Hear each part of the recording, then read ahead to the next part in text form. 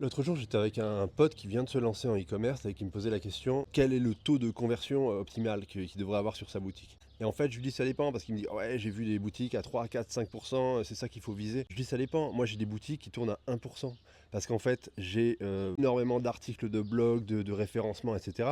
Donc j'ai beaucoup de trafic qui vient sur mon site pour de l'information en fait. Ils viennent pas pour acheter forcément les produits. Et c'est cette information-là qui va les guider vers mes produits et vers potentiellement un achat. Mais il y en a beaucoup qui viennent juste pour avoir les informations sur des produits, sur des problématiques, etc.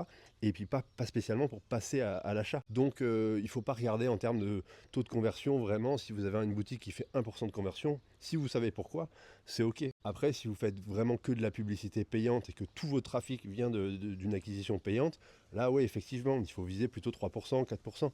3%, ça commence à être pas mal. Si vous avez 2,5%, 3, 4%, c'est bien.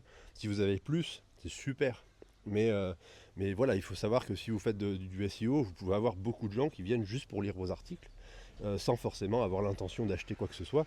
Et donc, du coup, ça va faire baisser votre taux de conversion. Donc, il ne faut pas regarder juste ça. Il faut regarder globalement si votre boutique est rentable, si vous faites de l'acquisition payante, est-ce que vous avez un ROAS qui est suffisant? Et si vous faites de l'acquisition gratuite, vous vous en fichez un peu de votre taux de conversion finalement.